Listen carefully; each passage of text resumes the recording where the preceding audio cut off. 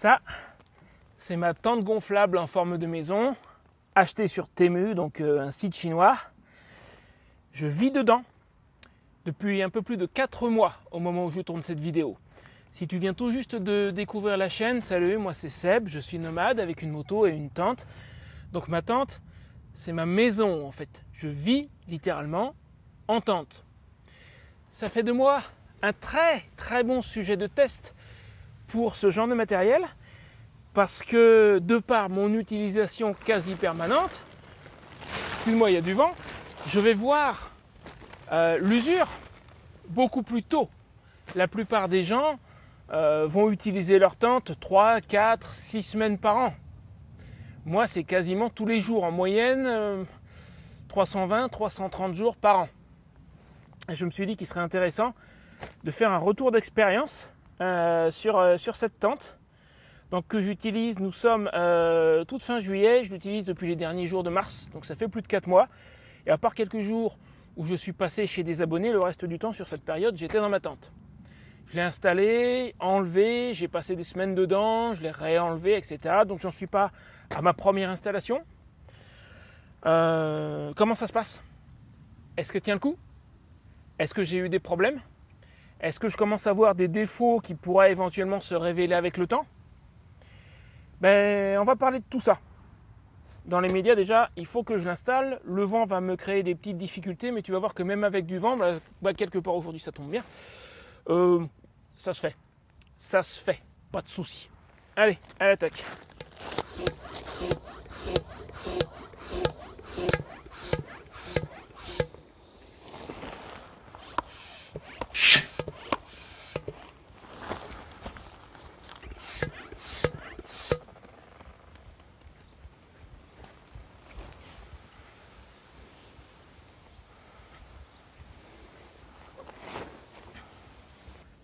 Bon, sur ce coup-là, je n'ai pas cherché à chronométrer l'installation. Là, aujourd'hui, c'était pas le but. Si tu veux voir en temps réel combien de temps ça prend pour installer cette tente, entre 3 et 5 minutes. Si tu ne me crois pas, regarde là. Ça, c'est la première vidéo. Là, je dois pointer du mauvais côté. Je te mets le raccourci en haut et sous la description de la vidéo. C'est la première vidéo d'installation de cette tente que j'ai faite. Et là, j'ai chronométré l'installation. Littéralement, du sac jusqu'à complètement gonflé. Si tu n'es pas comme moi et que tu n'as pas égaré ton marteau, entre 3 et 5 minutes. Pour ce qui est du vent, j'ai juste fixé deux des coins par précaution avec des sardines. Le reste, je n'ai pas fixé encore. Je vais mettre les haubans, je vais tout mettre. Mais tu vois que le petit peu de vent qu'il y a aujourd'hui, c'est pas parce que c'est une tente gonflable, ça ne m'a pas posé de gros soucis. En parlant de vent d'ailleurs, je l'ai vu se prendre des grosses rafales quand même. Ce n'est pas le cas aujourd'hui.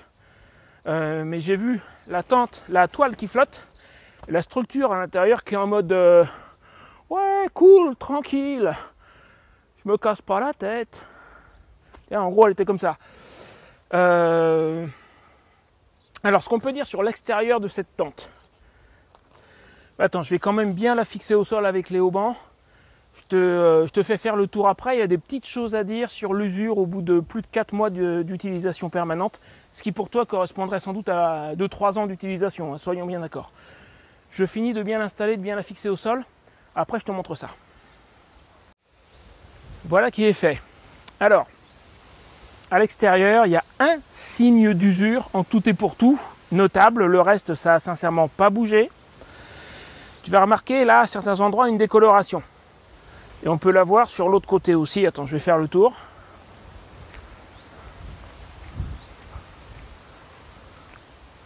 Je pense qu'on la voit également. Ouais, elle est un peu plus bas, tu vois, là, elle est plus sur le volet, mais on voit une différence de couleur. Ok? Et ça, c'est l'usure due au soleil, en fait. Tout simplement. Alors, ça le fait avec n'importe quelle tente.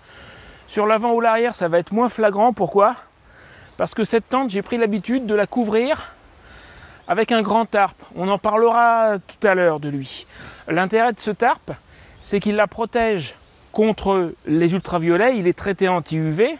Et puis il me fait aussi un grand abri extérieur en cas de pluie. Encore une fois, je le mettrai en place dans un moment. Il dépasse sur l'avant ou l'arrière de la tente, suivant ce qu'on considère comme étant l'avant ou l'arrière, ça n'a aucune importance. J'ai à peu près 1,80 m d'abri extérieur. Mais son intérêt principal, c'était de protéger la tente des UV. Et manifestement, il fait bien son boulot. Il fait à peu près la largeur de la tente. Il fait la hauteur des pans de la tente, là, ça fait 2 mètres. 2 mètres de chaque côté. Le tarp que j'ai, c'est un 4x4. Donc il fait 2 mètres sur le côté. S'il ne la couvre pas tout à fait parfaitement, c'est parce que j'arrive pas forcément à bien le placer.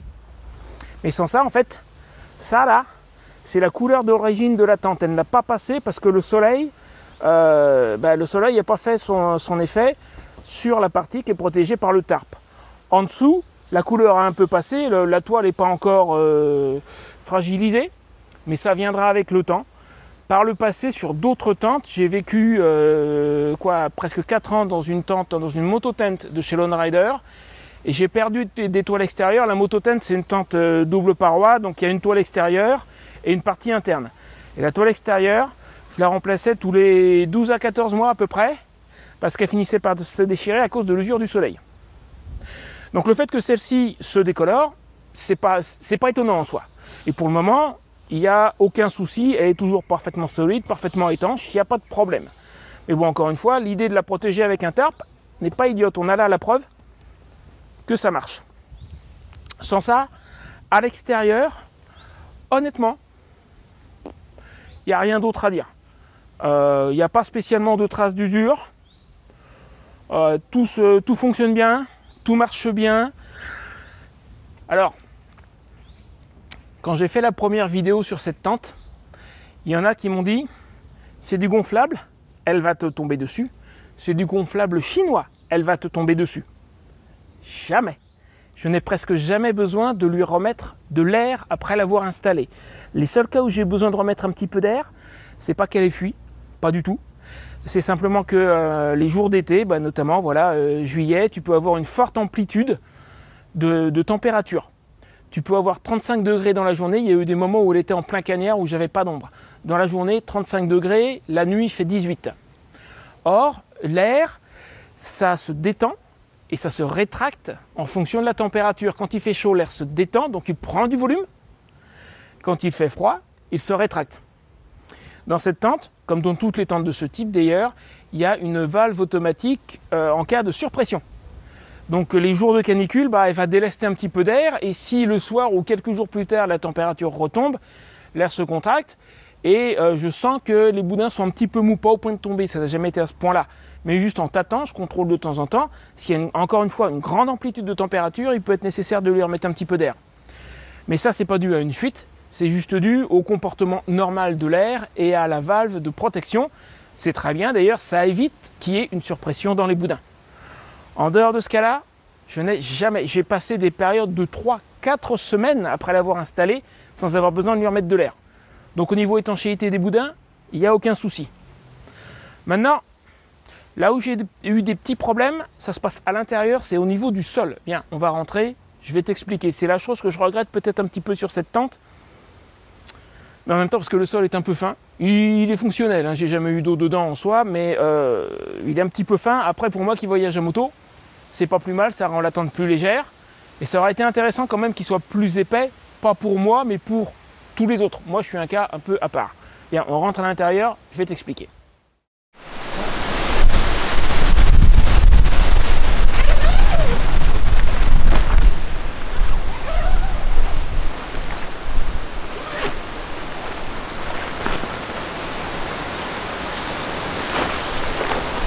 À l'intérieur, et comme à l'extérieur, un seul signe d'usure en fait au niveau du sol, comme je te disais il y a un moment. Bon, il est étanche, hein, mais il est quand même relativement fin. Et avec les équipements que tu peux avoir à l'intérieur, ça peut l'user. Je me suis méfié, alors je me suis fait avoir avec un équipement, et je me suis méfié avec ma chaise de camping. Je me suis fabriqué des patins en carton et avec de la bande de réparation pour répartir un peu la pression au niveau des pieds arrière. C'est là où il y a le plus de poids. Et j'ai quand même réussi à user un petit peu. Si tu regardes par exemple là, alors là c'est pas troué, mais on voit qu'il y a un petit peu d'usure, et ça ce sont les pieds de la chaise tout simplement.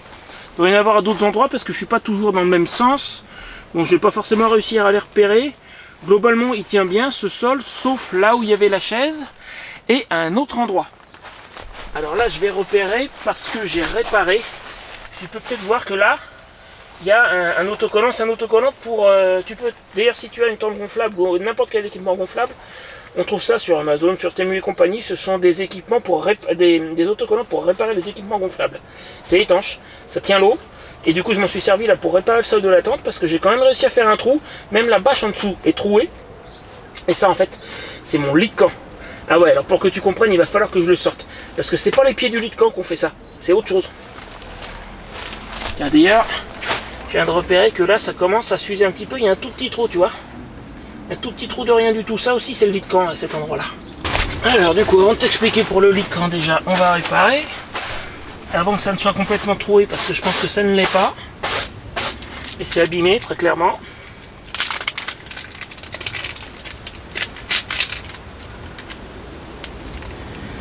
Donc ça, ce sont les fameux autocollants de réparation dont je parlais il y a un instant. J'ai pas mes ciseaux sous la main, idéalement il aurait fallu que je coupe les coins. Bon, c'est pas grave. Hop, on le met par-dessus. Bon, il n'est pas super bien mis, mais ça ira. Et donc ça, c'est étanche à l'eau. Voilà, pour ce genre de petits accros. Il y aura même bien un petit peu, c'est en train de se développer à côté, on va en mettre deux. Bah, c'est mes deux derniers. Ah non, il en restera un. Non, parce que j'en ai utilisé pour d'autres choses, pour réparer mon vieux pantalon de moto que depuis j'ai jeté.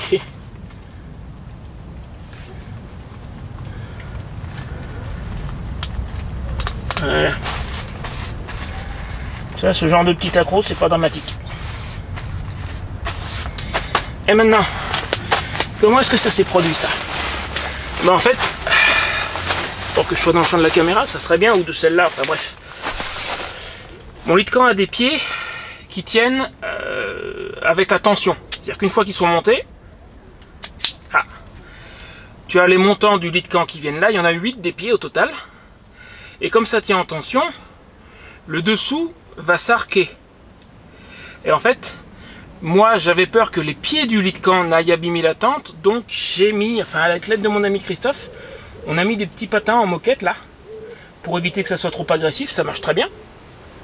Mais ce que j'avais pas calculé, c'est qu'une fois le lit de camp en place, et donc le tout un petit peu arqué, quand je m'assois dessus, cette partie là, la partie centrale, peut éventuellement, à l'endroit où je m'assois, c'est-à-dire généralement plutôt vers le milieu du lit, venir toucher le sol de la tente, et si ça s'écarte un petit peu, en s'arquant, ça va s'écarter un petit peu, et venir la pincer. Je pense que c'est ça qui s'est produit. Et c'est ça qui, à la longue, a troué le sol de la tente et la bâche qui est en dessous. Mais là, il a fallu... Je suis resté combien de temps à la ferme Carflaveur? Petit mois et demi à peu près. C'est en repartant que je me suis aperçu qu'il y avait un petit trou. Pas grand-chose, mais un petit trou. Donc c'est juste... C'est mon lit de camp, en fait, qui l'a troué. Et c'est le poids du bonhomme quand il s'assoit sur le lit au moment de se coucher. En dehors de ça, bah, il tient encore le coup, le sol de cette tente. Hein. Alors niveau remontée d'humidité, j'en ai eu un petit peu au niveau des points de pression, notamment au niveau des pieds de la chaise. En dehors de ça, pas de souci. Et quand je parle de remontée d'humidité, je parle juste de taches un peu plus sombres que la couleur normale du sol. J'ai jamais eu vraiment d'eau. J'ai juste eu des taches d'humidité au niveau des pieds de la chaise. En dehors de ça, il fait son boulot. Encore une fois, comme je disais tout à l'heure, ça m'aurait pas déplu qui soit un peu plus épais. Alors moi, ça m'aurait posé un problème, parce qu'avec la moto et la remorque, j'ai une limite de poids. Par contre, je suis un cas exceptionnel. Qui voyage à moto avec ce genre de tente, à part moi? Donc pour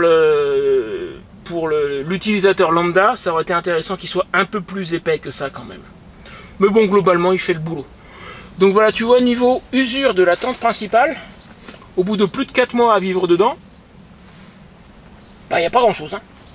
Les boudins tiennent le choc. À un moment donné, j'ai eu des doutes parce qu'il y a une petite décoloration. Attends, je vais te montrer. Au niveau des liaisons. Ça aussi, c'est un truc qui est un peu dommage, mais jusqu'ici, ça ne semble pas me poser de problème. Tiens, je vais te le montrer là. Les boudins sont reliés entre eux, c'est collé. Je pense que ça doit être collé à l'intérieur aussi. Et quand j'ai vu qu'il y avait une petite décoloration blanche, je me suis dit, pourvu que ces trucs-là ne soient pas en train de glisser, parce que s'ils ne restent pas en place, bah, je vais avoir des fuites. Et ben jusqu'ici, bon, rien. Hein. Si ça fait 4 mois, il se passe rien. Ça devait déjà être comme ça au début, parce que j'ai eu un doute, mais ça n'a pas l'air d'évoluer. Donc, bah, RAS. Alors j'aurais bien aimé avoir le type de boudin où il n'y a pas les liaisons comme ça parce que ça fait moins de risque de fuite, c'est vrai. Mais c'est pas dans le genre de budget, ce sont des tentes beaucoup plus chères. Jusqu'ici, il se passe rien, il n'y a pas de problème. Donc voilà, au niveau de l'intérieur, écoute, c'est tout. Bon, comme je l'ai dit dans la vidéo initiale, un fil qui dépasse ici ou là, mais c'est tout. Parlons un peu de lui à présent. Ça, c'est le grand tarp 4x4 que j'ai évoqué tout à l'heure. Là, la durabilité va pas être la même. Bon, il a mangé. Je vais pas pouvoir te montrer le changement de couleur parce qu'il s'est décoloré de partout. En même temps, c'était un peu le but. Il est destiné à protéger la tente, notamment. Son étanchéité depuis le début a été un peu moyenne. J'ai un petit peu d'eau qui passe dessous, mais enfin, c'est pour couvrir une tente qui elle-même est étanche. Donc bon, c'est pas bien grave. Comme tu as pu voir sur la tente, la partie couverture UV est parfaitement valable, ça la protège. Par contre, il est déjà déchiré au bout de seulement 4 mois. Le soleil l'a affaibli et un jour, en le rangeant dans le sac où il va, avec le trépied, le même sur lequel il y a ma caméra là, il était déjà dedans, j'ai voulu ranger le trépied et crac, donc il est réparé à la bande de réparation. Je sais même pas où c'est d'ailleurs. Il est tellement grand que ça va être un peu compliqué de le mettre aujourd'hui, mais il faut que je le mette. Bon, il est réparé quelque part à la bande de réparation. Voilà, il y a 2 petites déchirures. C'est le soleil qui l'a affaibli. Et puis moi, en voulant rentrer un peu en force le trépied, crac. Alors mon idée d'origine, c'était qu'il sera plus facile et plus économique de le changer lui une fois par an que de remplacer la tente, toujours à cause de l'usure du soleil. Au final, je pense que ça va être 2 fois par an. Mais bon, il remplit son office. Après, la qualité de ce tarp, honnêtement, est un peu moyenne. J'ai des coutures. Il y a un côté où la couture, la double couture qui est là, s'est défaite presque tout de suite. J'ai coupé, j'ai mis un coup de colle pour arrêter le truc. Bon, il est quand même de qualité nettement plus moyenne que la tente. Ça n'est pas le même fournisseur. D'ailleurs, entre parenthèses, je vais te mettre des liens dans la description. Je ne garantis pas qu'ils soient éternellement valables, ces liens. Le lien d'origine de la tente. L'annonce sur laquelle j'ai acheté a été désactivée, mais j'ai retrouvé la même tente ailleurs. Ah tiens, ça me fait penser, avant de continuer sur le tarp, que je t'explique quelque chose concernant la tente si tu veux trouver la même. Des tentes de ce type, c'est-à-dire des tentes gonflables en forme de maison en provenance de Chine, tu vas trouver plein d'annonces sur Temu et les autres sites chinois, mais aussi sur Amazon et même des fois chez quelques revendeurs. Enfin, moi j'avais vu des sites d'importateurs, je ne sais pas ce qu'ils valent, mais on en trouve plein. Mais elles ne se valent pas toutes. Dans les commentaires, j'ai eu 2-3 fois des gens qui m'ont dit « Ouais, moi la mienne, elle s'est dégonflée à partir de la 2e utilisation. » Le problème, c'est qu'ils ne précisent pas, c'est pas forcément, c'est probablement pas la même. Pour repérer celle-là, déjà, il y a une marque, Tan Ying Meng. Et si l'annonce que je vais te mettre dans la description n'est plus valide, tu cherches cette marque sur Temu. Moi, c'est comme ça que je l'ai retrouvée la 2e fois. Après ma vidéo initiale, quand on m'a dit que l'annonce avait été désactivée, j'ai cherché avec la marque, j'ai retrouvé la même tente. Parce que c'est une usine qui ne vend pas directement, donc tu as des distributeurs qui vont vendre ces tentes. Donc déjà, tu cherches Tan Ying Meng et tu veux une tente qui ait des boudins, excuse-moi, de 15 cm de diamètre. Il y a beaucoup de tentes plus bas de gamme qui ont du 10 ou du 12 cm. Celle-là, c'est une des seules que j'ai vues en 15 cm. Ça permet du coup de l'identifier. En plus, la couleur, vert militaire, vert olive, on va dire. Ouais, c'est peut-être pas vraiment ce que tu veux comme couleur, mais ça te permet de la repérer. Parce qu'en 15 cm et en vert comme ça, à mon avis, il n'y en a qu'une. Donc tu sais que c'est celle-là. Encore une fois, si tu viens dans les commentaires me dire « Ouais, j'en ai une, c'est pas valable, c'est dégonflé au bout de 2 jours » ou des choses comme ça, est-ce que c'est vraiment la même? Probablement pas. Après, moi, j'en ai jamais eu qu'une seule entre les mains. Je n'ai que celle-là. J'en ai pas essayé 10. Mais voilà, avant de dire c'est de la merde, il faut se poser la question de savoir si c'est bien la même parce qu'elles se ressemblent au niveau de la forme extérieure et des dimensions. Elles ont l'air toutes identiques. Mais dans les caractéristiques, pas forcément. Sur ce, maintenant je vais mettre en place ce tarp. Tu vas voir à quoi ça ressemble une fois que j'ai mon petit abri extérieur. Allons-y. Et c'est là où les galériens galérèrent.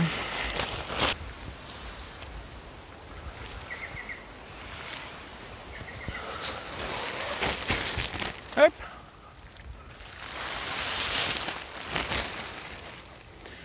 Ouais, je sais, ça a l'air facile comme ça, mais j'ai ma petite astuce. Attends.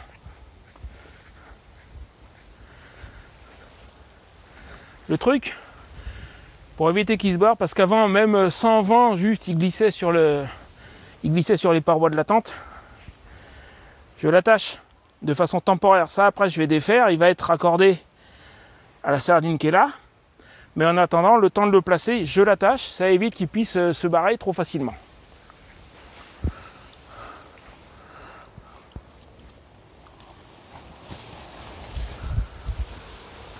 Ben voilà. Alors ça c'est le vent.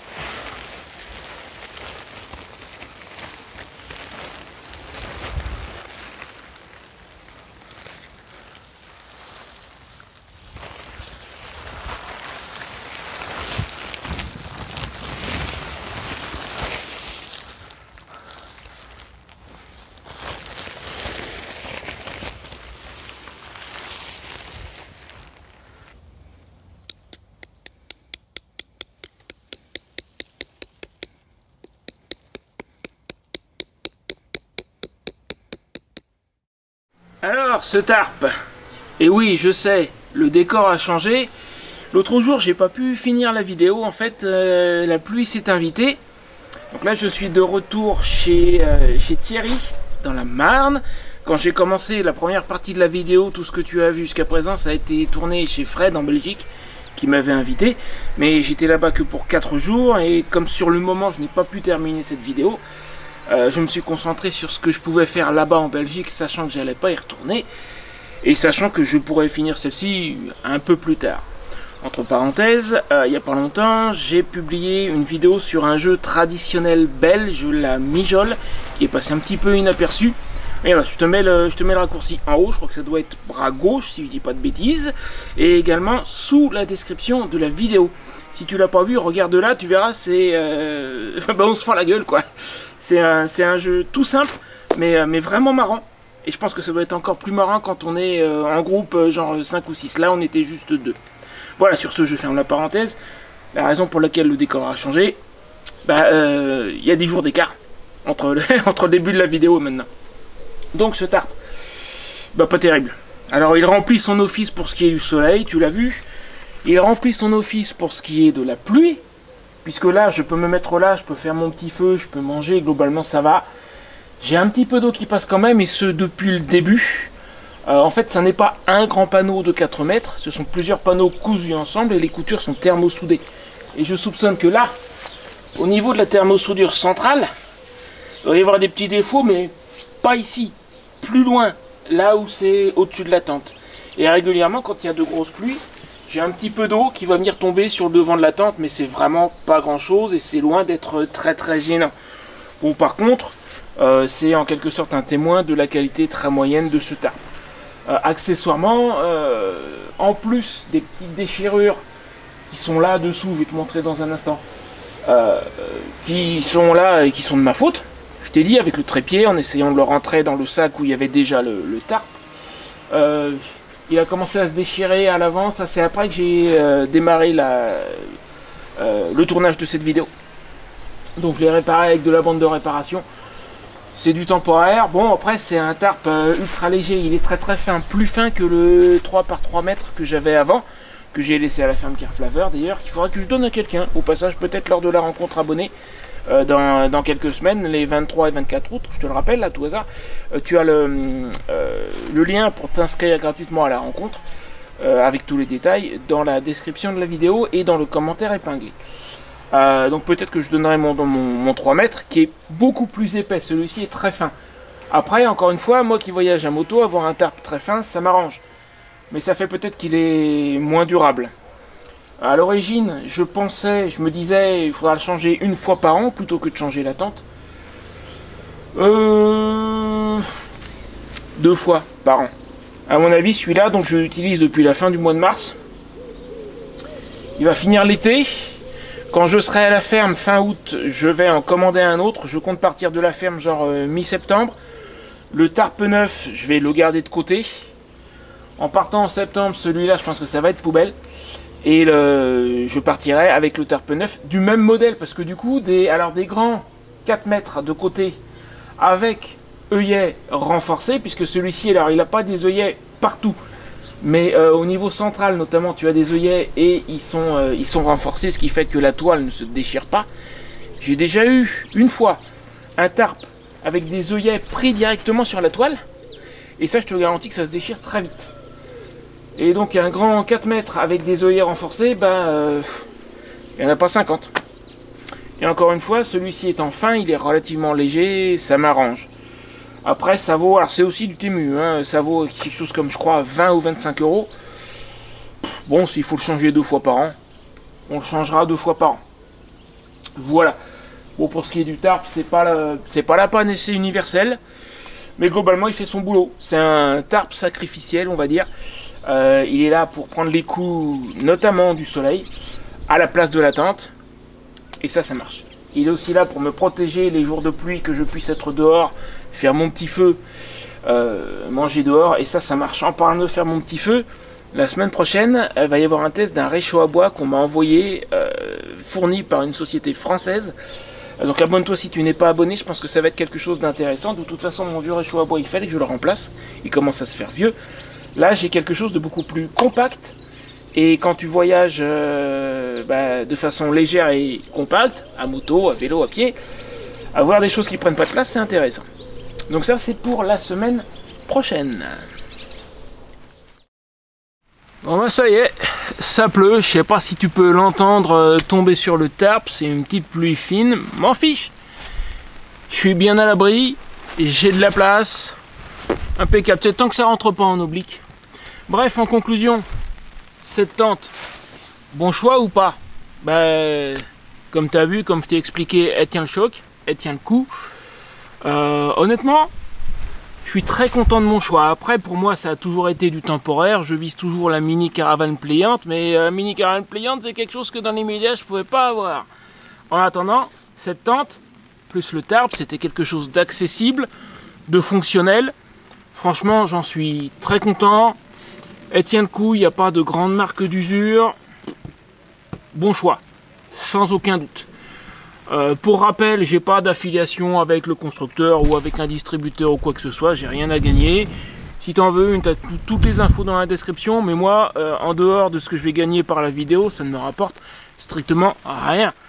Si jamais tu veux en savoir plus sur ma petite organisation et la manière dont je vis en fait dans cette tente, oui, littéralement la façon dont je me suis organisé, j'ai fait une vidéo là-dessus.